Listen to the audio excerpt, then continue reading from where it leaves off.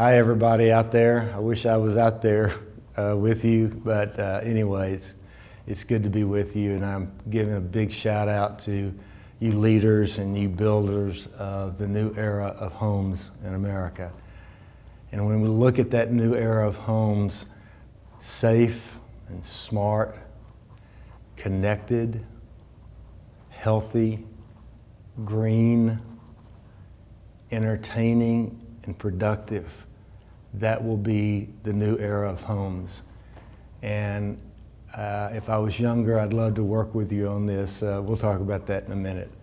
Also, a big shout out to John and to Nancy, AE Ventures. You folks are amazing. You're driven by a mighty purpose of driving extraordinary progress. And you remind me of my great hero and my great friend, and we'll put up the slide of me and Herb Kelleher. And the reason I have this slide up here, Nancy and John, is that Herb used to always put his arm around me. We did his marketing for 35 years. Still do, by the way, at Southwest Airlines. But he'd say, now Roy, always remember, don't predict the future, create the future. And he did, and so are y'all. So we can take that down now. Anyway, Herb was my hero, but I really believe that if I was younger, I would love to work with all of you leaders and builders of the new era of homes for a whole lot of reasons. But the main reason, when my partners and I started the business, the advertising business, we had no advertising experience. And we started from scratch in Austin, Texas, right out of UT, whatever. And no one would hire us except one guy named Bill Milburn. He was a builder starting his company. He ended up being the largest builder in Austin, but he said, I'm young too, and do y'all know anything about selling homes? And I went, oh, sure. We had no idea. So he said, okay, I'll take a chance on you. I've got one subdivision we're building right now. And if you don't drive traffic and if we don't sell homes, you don't get paid. And I said, great. Anyway, we learned a great lesson. The first Monday phone call, the home builders called us every Monday to tell us about traffic and sales. We're all on the phone, we're scared to death.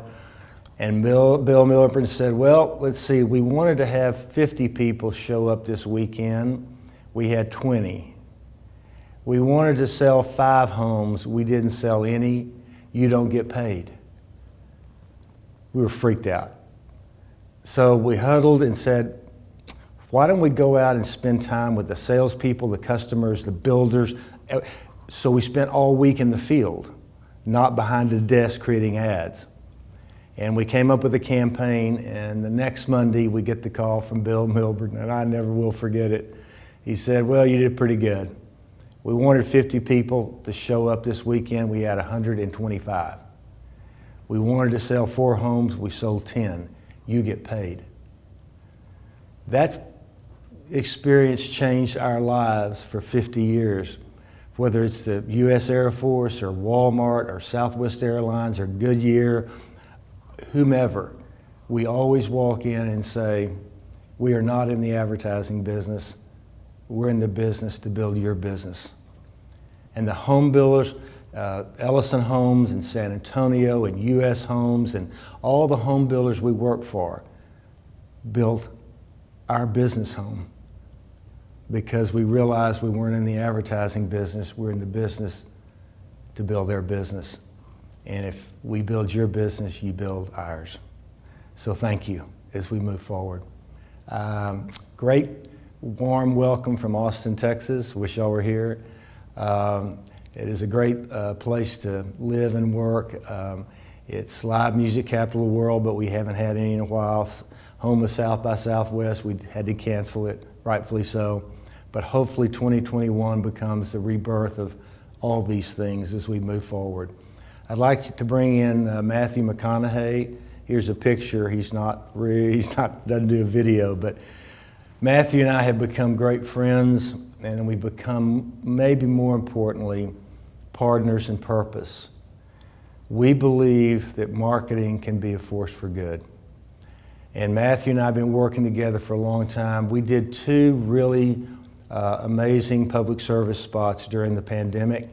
I'm going to play both of them for you back to back, and I hope you enjoy them. One ran nationally, and one PSA was geared specifically for Austin. So let's play those spots back to back. Oh, beautiful for spacious skies, for amber waves of grain, for purple mountain majesties above the fruited plain. From the lakes of Minnesota to the hills of Tennessee, across the plains of Texas, from sea to shining sea. Oh, say does that star-spangled banner yet wave o'er the land of the free and the home of the brave?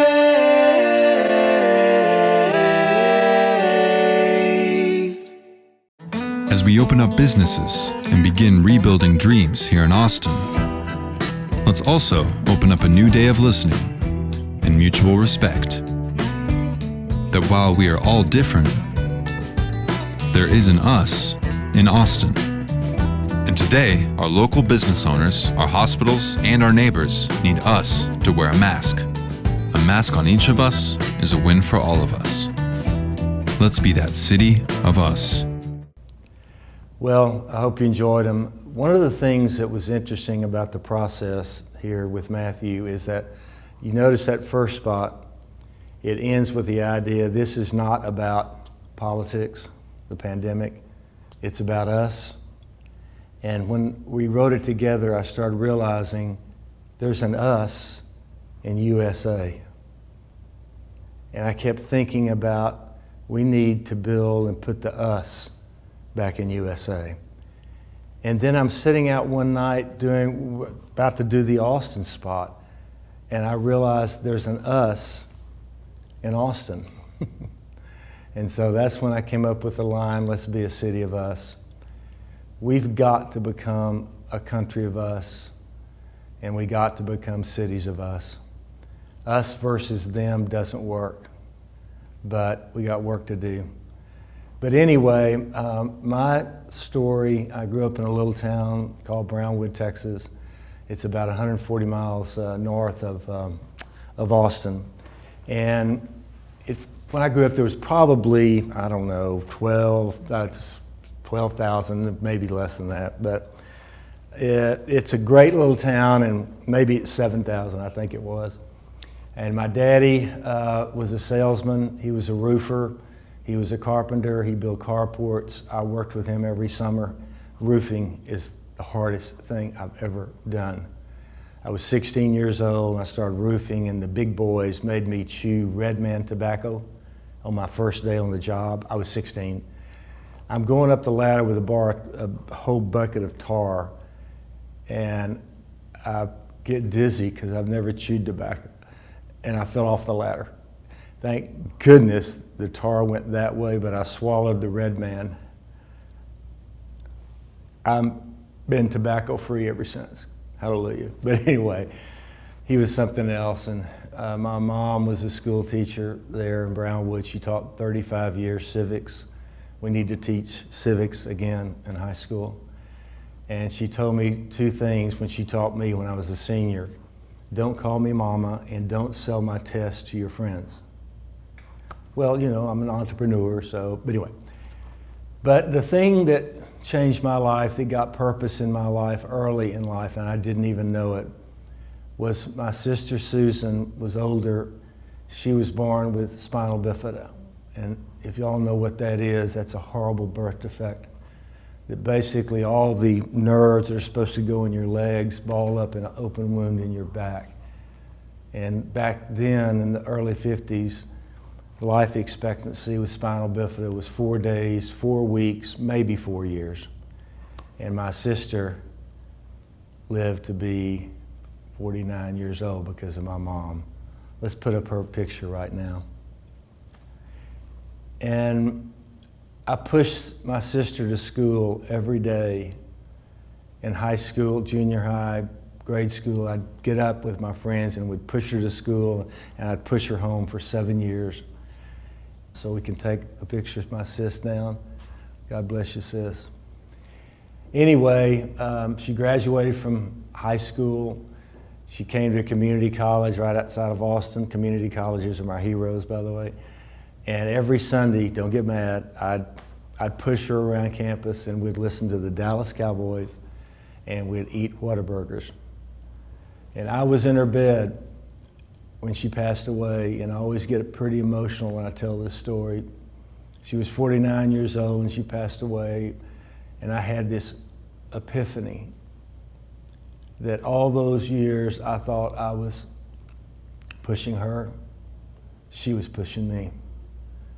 And she'd always tell me, now Roy, you know you don't have to have legs to fly. And that's when I found about the power of purpose in my life.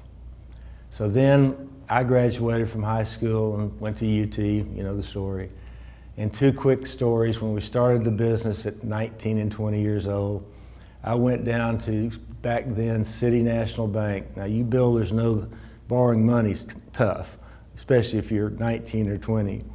And I walked in, I had a brand new tie-dye t-shirt, my ponytail was kind of longer than it is now, and I sat down at the loan officer's desk, he wasn't there. And some guy hits me on the shoulder and say, hey young man, do you have an appointment? And I looked up, it was a loan officer, I didn't know him, and I said, no, I don't have an appointment, but it doesn't look like you're very busy. Well, that didn't go well. So he sits down and he's frowning at me. So what do you need? Hippie. I went, $5,000 to start our business. And he said, what's your business plan? And I said, I beg your pardon? He said, what's your business plan? We didn't have a business plan, well, but I made it up, and it's still on our wall. Our business plan is we want to, we really, let's see now. We want to stay together. We want to stay in Austin. We want to make a difference and get really rich. That was our business plan. He loaned me the money. If y'all need any help borrowing money, call me. Anyway, 20 years after that, I was at a reception here in Austin, and a fella comes up and he says, you see that gentleman over there to the right with a cane talking to everybody? I went, yes, sir. You know who he is? And I said, yes, sir. He's Robert Sneed. He's a lawyer here in town, and he's been our mentor for 20 years. And he said, you remember that $5,000 you borrowed 20 some odd years ago? I went, yes, sir. Do you know that that man co-signed that note and never told you? Because he wanted you to believe that you got it on your own. That was another moment of purpose in my life. If someone helps you, you help somebody else. By the way, we paid back that loan a couple of weeks ago. Well, you know, it takes time to work these things out. But anyway, we started our business, and Herb Kelleher hired us when we were 28 years old. Sam Walton called me Collect. He could call me Collect. I was 30 years old, and said, oh, Roy, I like what you're doing for Southwest. Can you come to Bentonville? Because, and I like you too, because my dog is named Old Roy. Anyway, I got to ride with Sam Walton. We did for almost 20 years. Norm Brinker, who started Chili's, on, and BMW, and all of these clients. But our whole premise of it was we believed we were in the business to build their business, not in the advertising business. And we believed in the power of purpose, not the power of overpromising. So, long story, I promised my wife that if we ever had kids, I'd never miss one of our kids' birthdays. Well, of course you're not going to, but we only have one client in Austin. It's kind of sad that the people who know us the best don't hire us. Anyway, so we go my two daughters graduated, I didn't miss a birthday, and but when my son turned 15, I get a call, and they said, you've got to come and help us. So I did, and I realized I was going to miss Shay's birthday. So I asked these two men that I was doing this public service announcement to do me a favor and cut a video. So let's play that video now. Shay, first time I met your dad, he wasn't much older than you are now. I want to wish you a happy 15th birthday and say I hope you look as good at 56 as he does, and I hope you're a whole lot smarter. Shay, this is the old guy here. My kid did all right, President of the United States, and with a dad like this, you got obstacles. We all know that, but I think you're going to make it. We've heard wonderful things about you. Happy birthday. Anyway, those two former presidents got together for the first time in 5 years. I got a note from Barbara Bush before she passed away that I was doing the PSA with them for the tsunami relief that happened in the early 2000s. And I got a note from her saying that that was the day that my husband, George Bush Sr., became the dad Bill Clinton never had. That is the power of purpose. I also got Papa Bush and Bill Clinton together, and they did the Katrina Fund. And I got President Bush and Clinton together, and they did the Haiti Fund. And I actually believe that our country needs to be run on purpose and not politics. If we'll find higher ground, not common ground, higher ground. And I think that's the future of our country. We've got to put the us back in USA. So I've been thinking about your business, and I know that you are walking into a boom, maybe like we've not seen since the 2000. And it's going to be a different kind of home, and it's going to be a different kind of whole environment. And that's why I did this little slide, if we can put up that slide, based upon the Power 7. And I don't know if you all remember, but Jim Collins had the flywheel idea that you build a real successful business built on purpose and values, and the flywheel continues to just keep spinning. Well, your flywheel, I think, the new home, the new foundation for the new home of tomorrow, the new era of home, starts with, first of all, it's a safe home, the top. Then it's a smart home. Then it's a connected home. Then it's a healthy home. Then it's a green home and an entertaining home, and in the end, a productive home.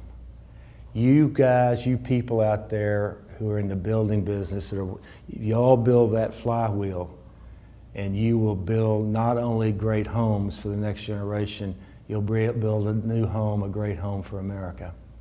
So we can take that slide down now.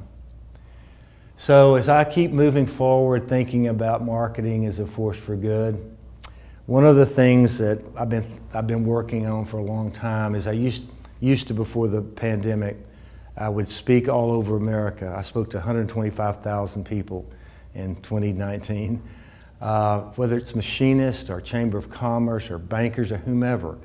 They kept telling me about an issue that I had no idea about. And I kept asking them, well, if we could do one thing in America, one thing that everyone would agree with, that would get America moving and moving greatly, what would it be? I couldn't believe it. There was one answer. We've got to solve the high skill gap in America. I had no idea.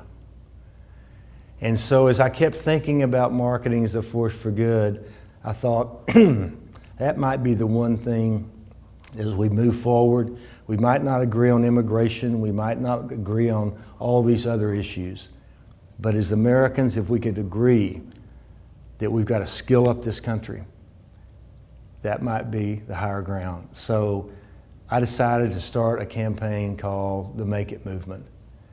And the Make It Movement is based upon one simple idea. We've got to encourage young at heart, laid off workers. You don't have to wait 4 years to get skilled up and a license to work. Community colleges, apprenticeships are all there. We just need to market it to young people, to laid off workers, but especially parents, to tell your kids, if you want to become a welder, go for it. If you want to become a truck driver, go for it. So I want to play you this 60-second spot. It's called the Make It Movement, and we're going to run this in Texas, but we're going to make it all over the country. So let's run that TV spot, please. There's more than one way to make it in America. The piping that cools our buildings, I made it. And after proving myself, I make over $75,000 a year. Thousands of motivated people like you are ready for a change and have a new vision for a new career. A difference in someone's life today, I made it. The electrical system that runs this building, I made it. Community colleges, training programs, and apprenticeships are here to jumpstart your next move. You don't have to wait 4 years to make a good living and a great life. New power for this city. We made it, and now I'm making a positive difference. My team and I made an empty lot into a neighborhood. I didn't start at over $100,000 a year, but I make it now. I made it. I made it. I make a great living, my way. If you want to make it your way, go to makeitmovement.com. Earn a skill, build a career, make it. Dickies, Hunt Consolidated, and the Promised Land Project are proud partners of the Make It movement. You can make it in America. You can make a difference, you can make a living, you can make a life, you can make a new career. And we've got to pull together, and we need marketing to do this. We're going to really dial this up starting in Make It in Austin in January, and we're going to have middle schools and high schools, principals, teachers, all over. We're going to have laid off workers. We're going to have businesses working on one idea. You can make it in Austin. And then we're going to say the next campaign, you can make it in Texas. And then we're going to give the playbook to every city in America. You can make it in Louisville. You can make it in Brownwood. You can make it in Cleveland. If we have a national campaign with all the other people working together, we can skill up this country. Also, I started finding out if we're going to be a country of us, as in USA, we've got to start talking to each other and listening to one another again. As I told you, my mom was a civics teacher. We need civics. And I was driving down the street a couple of years ago and listening to Prime Country, and Tracy Lawrence came on. If the world had a front porch like we had back then, we'd have our problems, but we would still be friends. I pulled off the side of the road and went, oh my God. So I spoke to the Texas Association of Home Builders 2 years ago, and when I got done, I told them about this story, and I said, I want to build America's new front porch, and I want it to be portable, and I want to take it all over the country and show people that we can talk together, we can listen together, we can learn together, we can go to higher ground together. And 2,000 people were there or something, and I get a hand in the back, say, Roy. I could barely hear him, and he said, my name is Steve Bickerstaff, and I live in San Angelo, Texas. You played football against us. I was an all-state quarterback, of course. But anyway, and you used to kick our butts. But I'm going to build you America's new front porch, and I'm going to pay for it. I started crying. He and his staff built the front porch in 2 weeks. I'm on stage at South by Southwest and talking about this, and Matthew McConaughey walks on stage. I didn't know he was coming. He said, oh, you're going to take that front porch across the country? I'm going to throw this dart, and where it hits, you're going. So I'm going to play you this video. You'll get a big kick out of it. So let's play this video. The Promised Land is basically, we're done with us versus them. We're trying to put together a group of people who says we share values, we share purpose. We can argue, but America needs to be us, as in USA.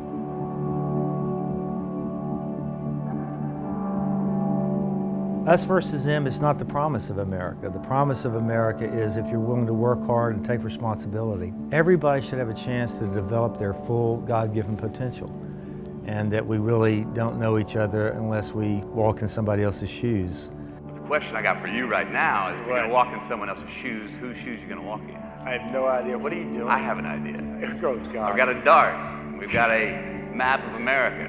I throw this dart at this map. Wherever it lands, you and a camera crew go to that place and you walk in the shoes of whatever farm, factory, high-rise. You share their story. Oh, we're going to North Dakota. You are going just south of Wofford City, sir.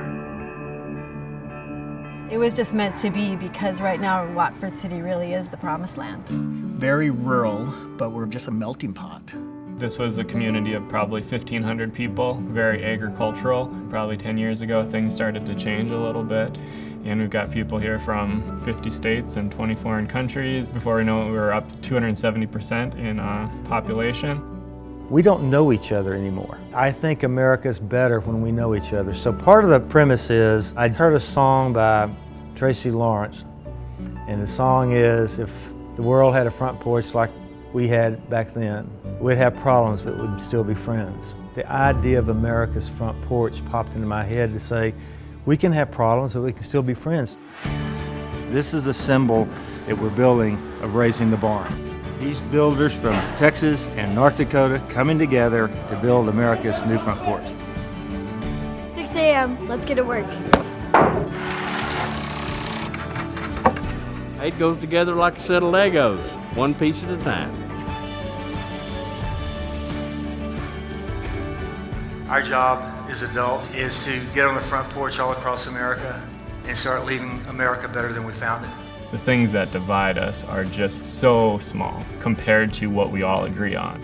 The idea that you come together in conversation about things that we can agree that we need to work on, things that we can converse about, find common ground on. That's what makes this very exciting, is that maybe this can get us back in that mindset that we don't have to be afraid of our neighbors, but we can be friends with our neighbors.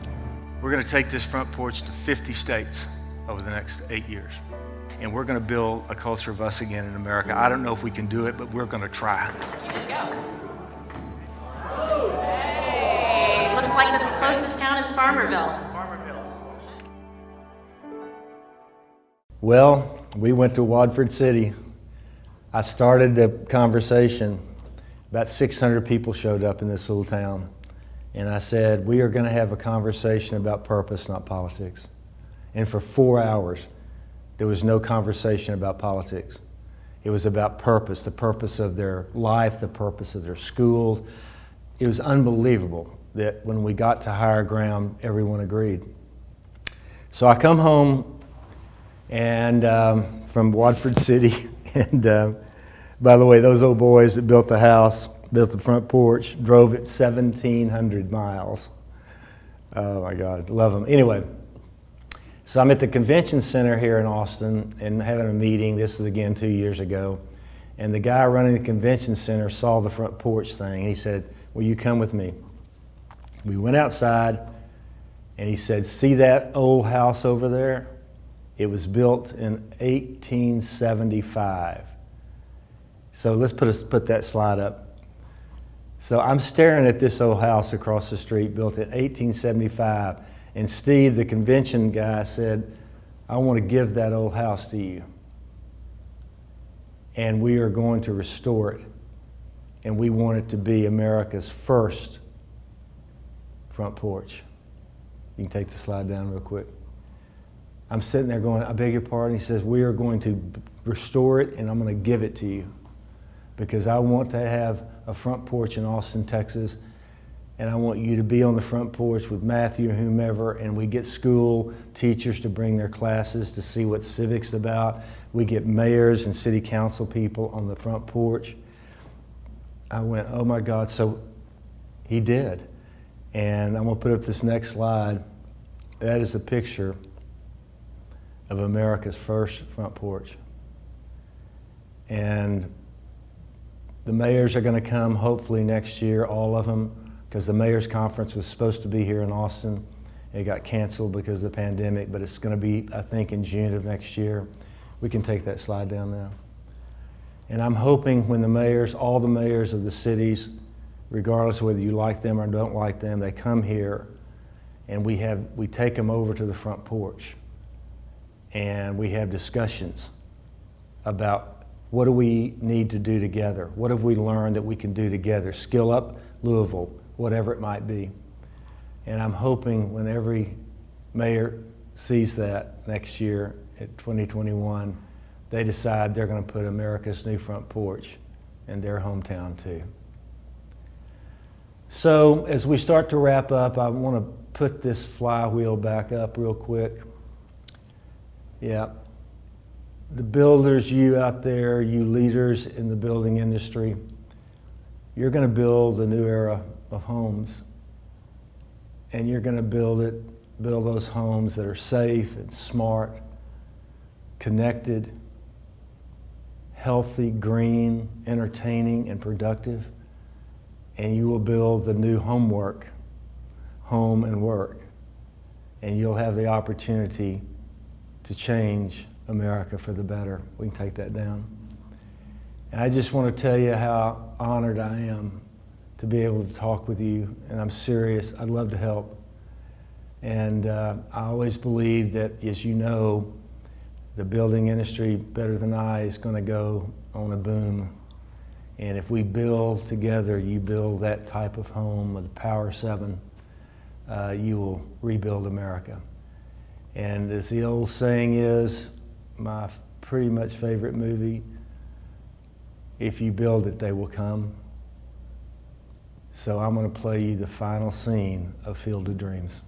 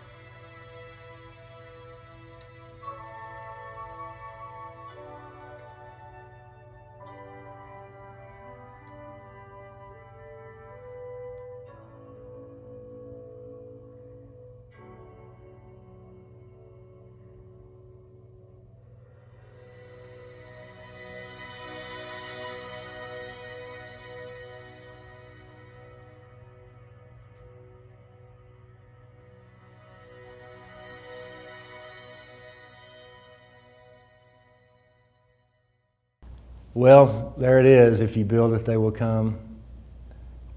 If y'all build it, they will come. Hallelujah and Godspeed.